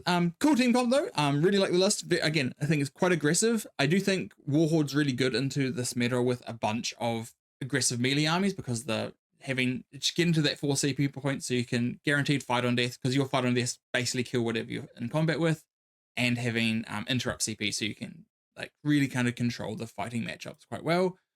Really cool. And then just good all-rounders around. Besides that, no Marines is definitely a choice though. Like very much like definitely a choice. Is because Frankie's on Shadow Legion, right? Is he running? Just quickly have a look. Is he running any Marines since they're? Oh, it's Chaos Space Marines, right? So like even that is. Yep. Yeah. So he's got the cultists. So he's got CSM as well. Okay. Yeah. Okay. So yeah. So he's got that kind of the allied contingent there. So they're actually running 4 different Chaos armies and 5 different Chaos armies with Chaos Demons as well. It's pretty crazy. Like 5 out of the 6 you can choose, they're running 5 of them. The year of chaos is here. Yeah, it really seems like it, right? But cool. Let's go on to the next one. We have the Roosters, which we have Eldari, Blood Angels, Chaos Space Marines, Death Guard, Astra Militarum, Thousand Suns, Tyranids, and Tau Empire. Yeah, another Tau, my boys. So what we got? So we got a couple of aggressive armies with the Blood Angels, CSM. I'm assuming Stephen Bedford's probably on Vanguard. He's usually pretty much always on Vanguard, so I would assume as much. That's another aggressive early game pusher. And then you got like the Eldari is a nice flex. The Death Guard, which can like often is a pusher, but can also be a flex. Astra, like Luke Perriman on Astra is probably playing like put me down on a light table and I'll bring you back some points. Then you got Tim Ho on Tau. I believe he's actually running Orcs CAD with the Tiger Shark, which is pretty wild here. So we might actually have a look at his list just because a Tiger Shark is pretty interesting. But yeah, pretty interesting there. What are your thoughts on the lineup? Yeah, it's obviously looking at our friends Tweedledee and Tweedledum, the both the knight combo. Yep. Otherwise, it's very standard stuff. We usually see if you're not running them, you're running some heavy gunline style and usually in guard. Yep. Tau certainly gives them a secondary option to do that. And then they've got a smattering of the elite infantry, the usual combo of Blood Angels, Death Guard plus X being usually Thousand Suns or World Eaters. So yep.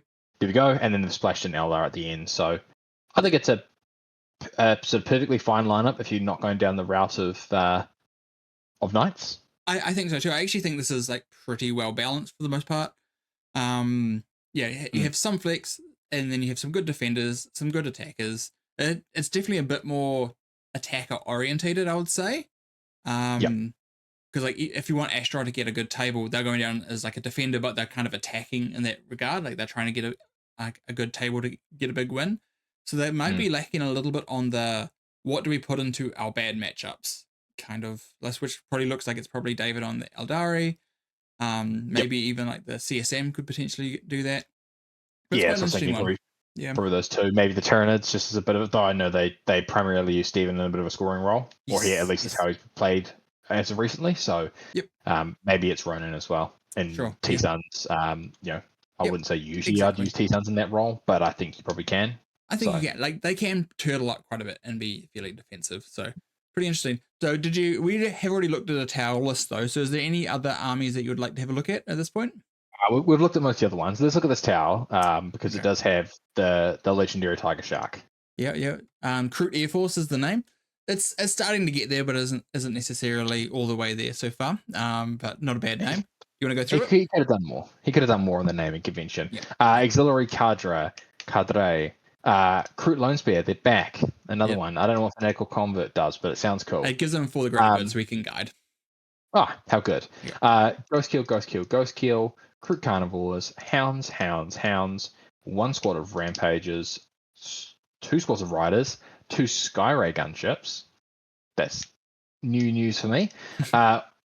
2 stealth teams, 2 Vespid Stingwings, and then the mighty Tiger Shark. Yep, then the Tiger Shark. 325 points of guns. It is a flyer, it's an aircraft, so it has to start off the board and then most likely get rapid ingressed in. But it has all the guns you could hopefully want. It's basically like 2.5 hammerheads with ions stuck together. So it's a lot of output. Yep. It's not as durable as 2 hammerheads, but it definitely has the output of 2 of them. With the 6 Seeker missiles, and now with the change to split firing, makes this thing absolutely gnarly. So it doesn't take the minus to ballistic skill from split firing, so you can shoot 2 lots of guns at one thing, the 6 Seekers at another thing, and then everything else at a third thing, and you have a likelihood of at least killing 2 of those 3 things. It's pretty gnarly for 325 points. There's definitely some play around with it.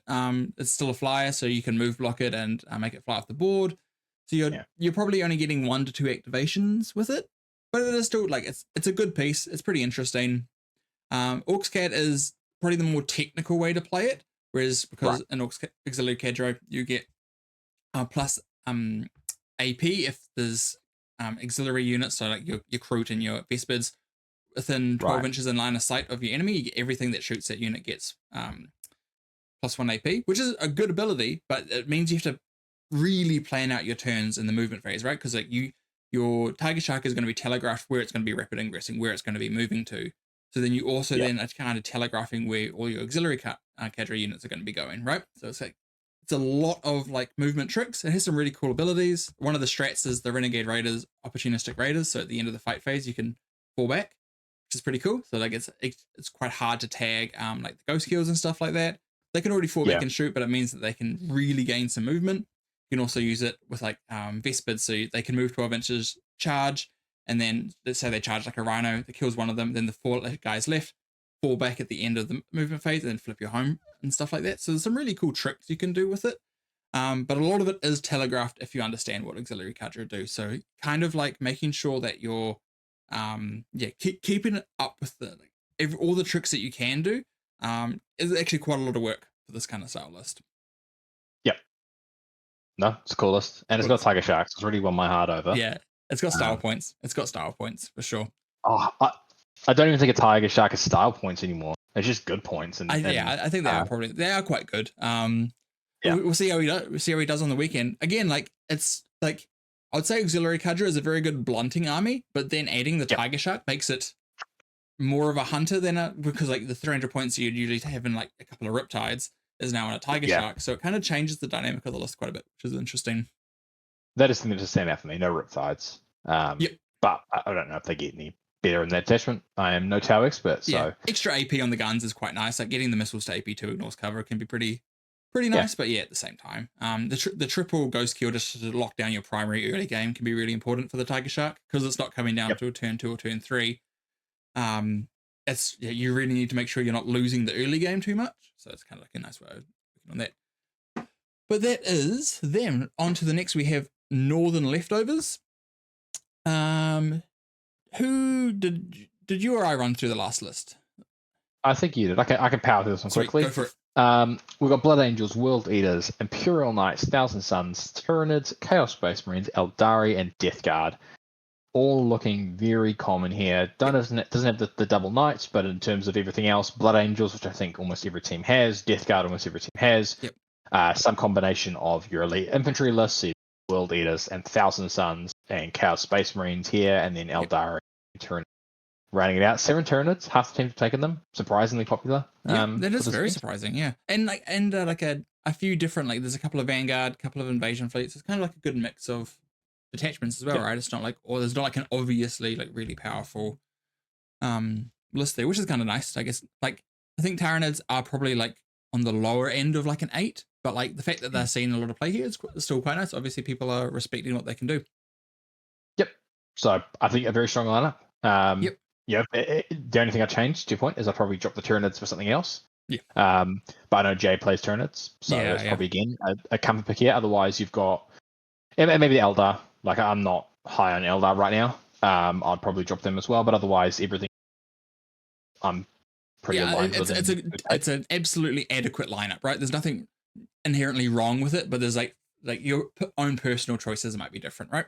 Which is kind of what we're seeing with a lot of these. There's a couple of I question that, but like I can see maybe where you're coming from. Maybe it's a model thing. Maybe it's you know something that we don't. But it's a pretty cool one here. So what are we thinking of looking at here? Let's look at World Eaters because we haven't looked at World Eaters, and this isn't a Berserker Warband. We've got something a little bit different. Yeah, I'm excited to see that. Cool. We've got I could go through. I've got it up here. Khorne Demonkin. Sweet. So we've got Big Scarbrand himself, the Demon Prince of Khorne, a Slaughterbound, 3 squads of Bloodletters, 3 squads of 8-bound, 2 squads of Jackals, a Flesh Hounds, and 3 Forge Fiends. Very cool. Yeah. So very sort of elite. In the terms, it's got some the Bloodletters and the Jackals to sort of be your chaff and they can still punch up, and then you got the 3 squads of 8-pound.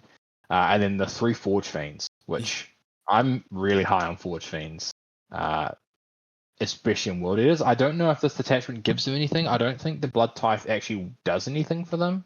No, so the best thing about the Forge Fiends in this is so the Blood Leaders all start in reserve, or you start 2 in reserve and there's a strat to lift the other one up. But from turn 2 onwards, if you shoot something with a Forge Fiend and it dies, you can use the Summon by Slaughter strat to send in a unit of Blood Leaders where that unit died. Ah, interesting. So and then they can still charge that turn, right? There's no restriction. It's wholly within 9 inches of the unit that was killed, and then 1 inch away from any enemy model. So you can really cool. Slingshot things forward, which can be really, really difficult. But it's in any phase, so there's some really weird things you can have. And I played this list, not this list, but Khorne Daemonkin, just to kind of get an idea of how it kind of works. And when things desperate escape and die, you can summon Blood Leaders there to move block the rest of his army and stuff. There's so many cool tricks that this army can pull off. Cool. It's really, really interesting. Yeah. But yeah, really, really cool list. The Slaughterbound with Blade of Endless Bloodshed, which gives him damage 3 swings, is pretty hot as well. It's quite nice. He really has some good hard hitting units, but it's also just a very simple list, right? It has a couple of big heavy hitters, and the rest of it is just I control shooting lanes with the 3 Forge Fiends, and then if you do something silly, I can capitalize on it with Blood Leaders. Pretty cool. Exactly. Love it. Very lean and mean, and some cool tricks that people might not see coming if they've, primarily played against old World Eaters or the Berserker, Warband, Bloodband, whatever it's called, does. It's such a analysis paralysis army to play against, because if I send this out, then you could shoot them, and then there could be Blood Leaders here. So it's all this kind of stuff that you have to kind of think about. It just can really, really screw with how you normally would play a game. But anyway, really cool strong players on the team. I think they'll do very well. Let's go on to, we have a couple left. We have 2 more left. We have Veterans of the Long Black, which has Dark Angels, Death Guard, World Eaters, Astra Militarum, Necrons, Sisters, Leagues of Votan again. Mate, you are not on the Leagues of Votan train here. And I don't know how I got this so wrong. Yeah, don't know how I got this so wrong. You were just disrespecting them. You're like, they're not good enough. They don't care. And I should have known, because I'm lending my entire army to someone this weekend to play Votan, and it wasn't even the first person we talked about. Funny. Sweet. Cool comp here though. I think it's doesn't have the brother and sister, which again, if you're running, it's either both or none. Is kind of what we think. So it's not wrong to run 0 here. Sisters have been fairly popular, which has been quite cool. Quite a few with 3 or 4 sisters lists.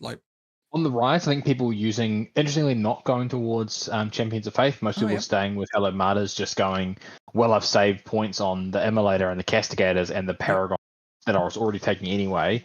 I'll just throw an extra unit in. I don't know if anyone's been going with the Zephyrim Smash Jump Canoness combo that you can now line up. Maybe he is. Does he have Zephyrim? Should we have a look at his list then, shall we? There's another one I'll look at. I will look at the Necron, so he does have that combo. Which is very cool. But no, I can see what people are sort of coming back around to them. Yeah. Awesome. Cool. So what do you want to have a look at then? We haven't talked Necrons. They've got a place in my heart at the moment. Let's talk Necrons, because this is a list that is very close to what I've been running. Oh, nice. Cool. Testing recently. So it is. Well, you know Necrons better than I do, so run us through it. It is Awakened Dynasty Necrons. It's a Catacomb Command Barge with the 4-up Feel No Pain. 1 Chronomancer, Xeris, Imitate the Storm Lord, a Locust Lord with Veil of Darkness, another Locust Lord with nothing, Orican the Diviner, Royal Warden with Stealth, and Royal Warden. So 1, 2, 3, 5, 6, 7, 8, 9 characters. Crazy. 2 bricks of Necron Warriors of 20s. A Ghost Ark, a Reanimator, 2 squads of Crypto Thralls, 1 squad of Flayed Ones, and then 2 6-man bricks of Locust Destroyers. Yep. Both with Gauze Cannons as well. Wow. Yep. This is just copy-paste what Liam ran at ANZTC. Nice. It really just say Control-C, Control-V Liam. Yep. It is literally point for point in his list. I think there's a few change arounds because the points changed. Some of the enhancements went up. Yep. So something must have changed in here. I'm not 100% sure what it is, but functionally it's the same. So the idea with this list is you just have these 2 bricks of Necron Warriors, both of which, one has a 4-up invul and stealth. The other has a -1 to hit in all phases. They can all fall back, shoot, and charge because of the Royal Wardens. And there is many ways to muck around with reanimations. So Because you The can pull out a reanimators. coherency, right, and then lose a couple of extra guys, and then you can res them back in a different direction. It's a really cool Yep, stuff you you can can. do. Yep, you've got 3 Resorbs in the list, so Yep. you use Resorbs. You've got the Strat to do it, the Ghost Arc to do it. It is an annoying list. It can deal with killing stuff. Like it doesn't put out a huge amount of damage. Yep. There are some profiles in the game that just will not kill. Mm-hmm. But it puts out a weird amount of damage. Like it kind of chips in from all sources. And gets things dead. So and if you're not ready for 40 Necron Warriors, man, they can cause you some issues. To the point where sometimes you just don't even want to attack them because you give them more out of killing some of them than you do out of just leaving them alone in the position they stand in. So because you have to give them 52 saves on average, right, for in one activation to kill them in one go. Like it's a crazy amount of because you have the 2 crypto thralls which mess up with that. So it's like it should be 40, but because you have the 2 crypto thralls, it like bumps it up by such a crazy amount because they have the feel no pain and 3-up save. Like it's like a crazy amount of damage. Xeris gives all of them within range, which they'll be in range of him. Mm-hmm. Essentially perma AOC. Like it's just a pain. It is a real pain to deal with. There are some lists in the game that will just annihilate it. Mm-hmm. That they have to be careful of, but otherwise it can give people absolute headaches. You have to go and look at what Liam did to people at ANZC to realize how potent this list can be. It is very pilot dependent, but I know Michael's been playing it a bit, so Nice. this is what I would have been running if I was going to be there and playing. So a variation on this. So I look forward to seeing how well he goes. Yeah, no, very exciting stuff. Like, it's definitely a cool list, and it kind of goes into what Necrons are already strong at, which is the reanimation, keeping things alive, sticking games, making sure you can keep them close just because you control primary the entire game, stopping your opponent from doing what they want to do. Like it's a interesting and really cool game plan to have, to be fair. Exactly. Yep. Cool. So all in all, they have Marines. They have what, 1, 2, 3, 4 different Marine armies, and I think like most teams have 3 to 4 different Marine like armies in them, which is quite a lot. Like it's surprising. Like definitely like I agree with your point earlier about Forge Fiends being good because Forge Fiends just absolutely chew through Marines, right? So like having that kind of excess here is really really good. But yeah, also having like the Votan, ironically, from when we said that there was only 1 to now, like it's been a fairly popular list, right? Like 4 armies that have them. Not a very like often seen army, but being quite popular. So obviously, there was a kind of a small change in the data slate, but I think what happened is people weren't playing them, and now they've realized like, oh, actually, they're quite good at these certain roles, and then being able to like just do that one thing really really well, which is like be able to keep games close, and then if your opponent like disrespects your damage at any point, then you can just blow games open, which is quite a cool way to be able to play. Again, kind of like that whole blunter with upside. You can't come at me because I have this damage, but if you do try and come at me, then I can blow the game open. They've Really always cool been good at killing Marines as well. Like Hecaton Land Fortresses just pump out damage to shots. Berserks can kill things. They're good against anti-melee pressure, which is at the moment, or melee pressure. Sorry, there's a lot of melee pressure out there. So I think that's why you're seeing a resurgence of them back into the game. Yeah, no, exactly. I think I'm interested to see how the Votan Blood Angels game goes because I think that could be quite a volatile one. Yeah, be quite interesting. Exactly. But now, cool, really cool team comp there. Wish them all the best, and we go on to our last team comp. Do you want to go through what all carries us?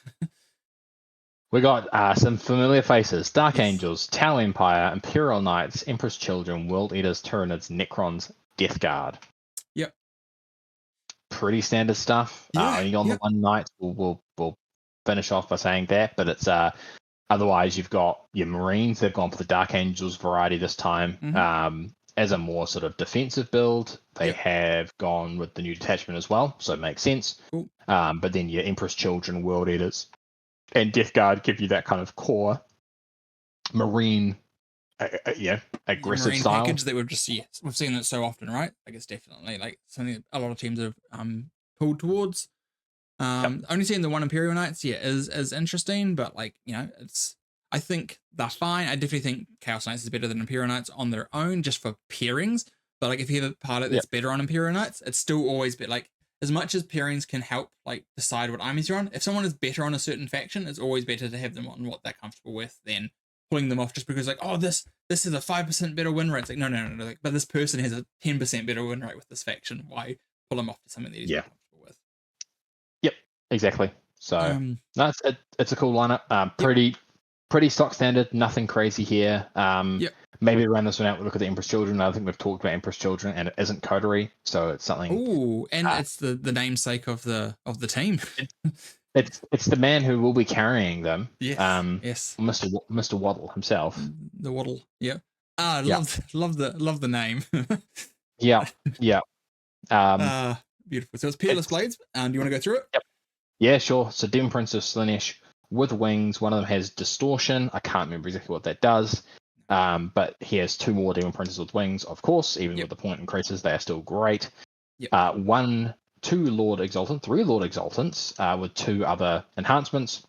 Yep. And one of them gives a fighter fights first once per game. Cool. Yep. Yeah, that's what I thought might be the case. 1 big squad of Infractors, 1 small squad of Infractors, another small squad of Infractors, and a squad of Tormentors. Yep. You have 3 Rhinos to transport this all around in, and 2 Noise Marine squads. So pretty lean, pretty mean. Yep. Those Demon Princes are still crazy. Yeah. They're so good at those points. Yep. And the Peerless I like because it just gives you a little bit more flexibility into tougher lists that you don't have the easy kills on. Yep. Because you get the lethal or sustained right basically from the get-go. You just get to pick it when you go into combat. Yep. And they got some cute tricks as well. Like the charge you when you fall back from me strat is very annoying to wrap your head around, especially as like, I played it with Necrons and it was a real pain and an issue to try and figure out, well, what order do I do fallbacks in and how am I going to make sure I don't get caught up in this? So it's got some interesting tools. I think it's more of a stable list. Yep. As stable as you can make Empress Children to be, compared to something like Coterie. But it still has some damage. I just respected its damage output, and this thing put me to the sword in terms of how much it was able to kill me. Those Demon Princes, and Noise Marines. Yeah. Despite going up and despite not having, I don't think he has a little cacophonous for them. No, but they're still great damage. Yeah, they're still just good. Like you need some shooting, and like most melee armies need some amount of shooting just so you don't get disrespected in deployment. And Noise Marines are perfect for that, right? They're still not that expensive. It's 300 points of your list, and you have these things like, well, if you put a Rhino out, if I can shoot 4 Blastmasters at you, I have a good chance of just killing it. So you can't do that. So then you have to put everything behind, right? Which just gives you that little bit of extra like play with like, cool, you have to be a little bit further back. Lets me get staged up a bit safer.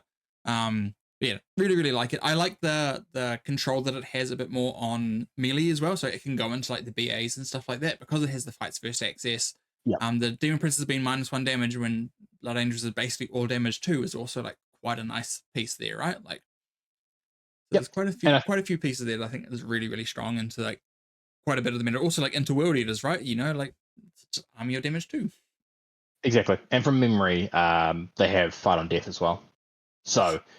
They got as a strat, so they got plenty of ways to play around the sort of melee list. So with Fight on Death, with the fights first, and then with just your usual interrupt, like you can play around those really well, and then you have the other tools that also make it better for you with the -1 damage, and your units still hit really hard. Like I think that's what people like. Oh, they got nerfed. It's like but the units that were still good are still good units. They're just like fractionally worse by like 5%, but that's because of points, not because any of their rules actually got worse. Exactly. It's a funny thing that happens a lot of the time when like a nerf happens, like, oh, this army's garbage now, and they completely disrespect it. But it's like, well, really, it's the same army. It's just slightly worse. You've lost a unit, but yes, it's still the same army at the end of the day. You lose a unit of Tormentors, which is so you only have 1 infiltrating unit instead of 2. It's like, ooh, not the end of the world. But now, so they have a pretty cool lineup here.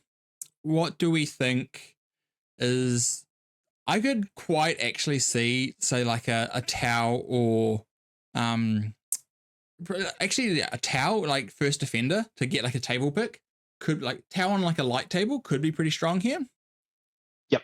I think as well as, no, they have switched. I think initially they were thinking with their Nids going lots of big things. It actually still is big things. Oh, yeah. Even though it's running the new Subterranean Assault, it is still like Trigon, Exocrine, Norn. So being able to teleport a Norn 6 inches away from your opponent onto an objective and just being like a real core to deal with. There's some cool tricks there. I can see them leaving it out. Yeah. Like, potentially. So, yeah. Yeah. No, cool, flexible lists there. All the best to them.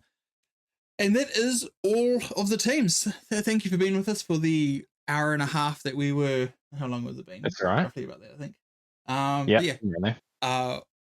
Thank you for being with us all this time. Thank you, Michael, for coming on and talking about this. And also thank you for TOing this weekend. I know it's always a bit tougher when you're organizing it and then not being able to play in it because you get all excited for it and then you just have to sit there and watch everyone else play. But it is, it's great without people like you being able to TO these events and part of Kraken as well, making the event happen. Like it's an awesome thing for New Zealand. So I want to thank you guys for putting that out there. And we'll just plug the WTC raffle one more time before we get going. Yeah, so, go and send us your dollars. That's the one, yeah. It's going to be going towards all the kit that they're getting, the flights and accommodation, all that kind of stuff. Like it's quite a big expense to go to WTC every year, and we want to be able to make sure that we can bring a team every year. So it's really, really important that if you have the extra $5-10 to do the raffles and stuff like that, flick the money through, and you have a chance of getting something cool as well. So it's not like you're just sending money for no reason. You actually have a chance of getting some really sweet prizes that they have. Like some of the stuff is absolutely like killer. So do that. There will be a link in the description down below as usual. Otherwise, there will be a video going over something else over there somewhere. Otherwise, I'll see you guys next time. Bye-bye. Bye.